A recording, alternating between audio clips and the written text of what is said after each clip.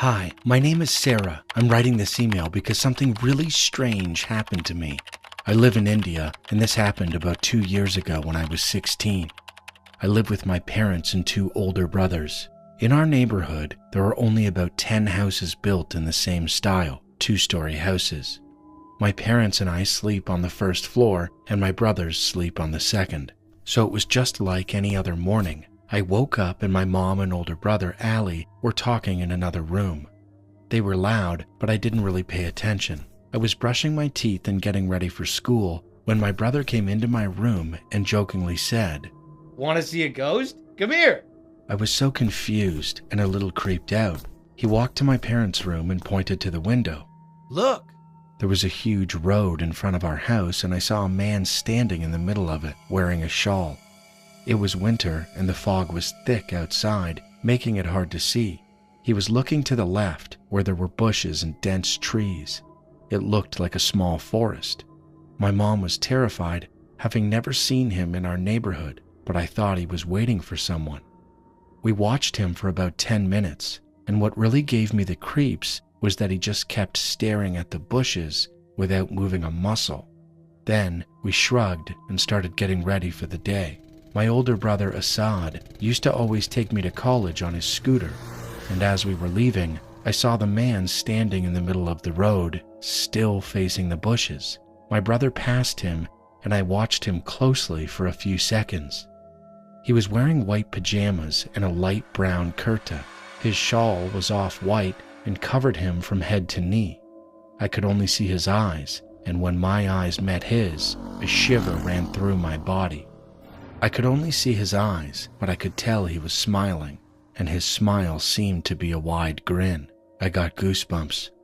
During the ride to college, I kept wondering, is he smiling at me, or is he smiling at something in the bushes?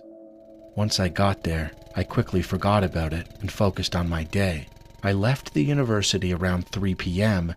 and rode home on a 3-wheeler, a vehicle similar to a taxi. I was on my phone the entire ride, and as I neared home, I thought of the man. I looked outside and saw the same man still standing there in the same position. The thought of him standing there for 8 hours in the winter without moving a muscle was mind-boggling. I was horrified. The driver was driving in the opposite direction, so I couldn't see his face, only his back. I wondered if he was still smiling. I went home, ate, and slept. I woke up around 10 p.m., the time my dad usually gets home from work. My mom and I were talking about the day, and I had completely forgotten about the man. Then my dad arrived and told my mom he had been standing there since morning. I ran to the window, and sure enough, he was there, staring at the bushes, not moving a muscle. Before coming home, my dad went to the man and asked him why he'd been standing there all day, but he didn't say anything. We were all so confused as to why he'd been standing there all day, especially in the winter. After dinner, before bed, my dad told us to lock all the doors and windows. He didn't usually say that, so I figured it was about the man. I locked everything and double-checked to see if he was still there, and to my surprise, he was. We went to bed, and the next morning, I was eating breakfast and watching TV when I suddenly remembered the man. I looked out the window, and he was gone. He hasn't been seen since. We were all horrified by it, but after a few days, we all collectively forgot about it. I asked countless questions like, why was he standing there? Why was he staring at the bushes? Was there something in the bushes? But we never got any answers, and the man standing outside still remains a mystery. It was a normal, cool evening. My mom and I were heading to Kohl's to buy some new clothes for me since I had outgrown my old ones. We walked in, and at first, nothing seemed out of the ordinary. At one point, I grew bored of looking at clothes, so I told my mom I was going to explore the store on my own. She nodded and told me to stay close. As I wandered off, I noticed a woman. She was dressed in all black with long black hair, and she was staring right at me. Her eyes were wide open, black eyeliner streaked down her face. Her eyes were so wide it looked unnatural. A wave of fear hit me. I frantically looked around for my mom. When I couldn't find her, panic started to set in. Then I turned back. The woman was even closer, smiling, that same unsettling, creepy smile. I was so scared I couldn't even think straight. I didn't have a phone, so there was no way to call my mom for help. Thinking quickly, I darted into the clothing racks, trying to hide. Then a hand grabbed my shoulder. I stifled a scream and spun around. It was my mom.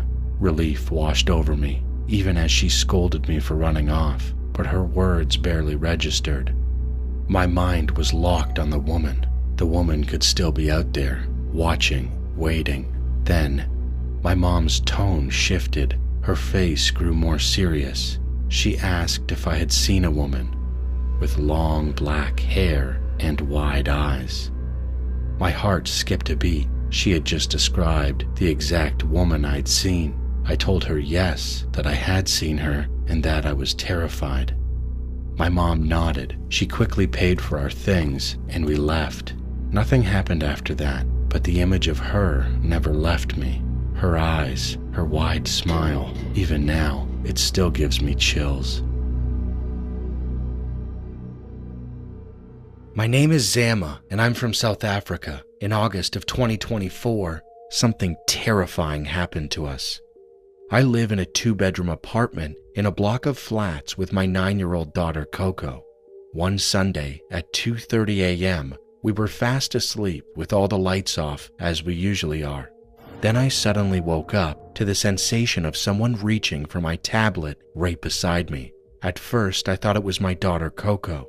She often grabs the tablet when she can't sleep. But then I realized something was very wrong. There was an unknown man in our apartment. I'm a light sleeper, especially where my daughter is concerned. So I screamed as loud as I could and grabbed him. I think my sudden reaction made him freeze for a moment. He already had my iPhone in his hand, the one Coco had been using earlier that evening. We started fighting, and as we struggled, we both fell on top of my daughter, who was still asleep.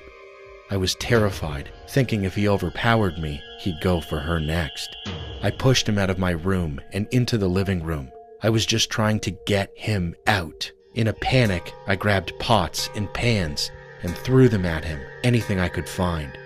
Finally, he backed away, opened the door, and ran out.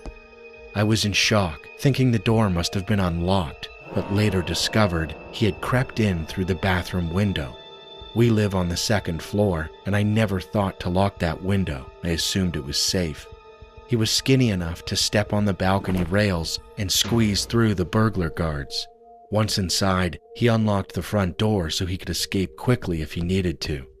Despite my screams, none of my neighbors came to help. They called later to say they'd heard something, but hadn't come down.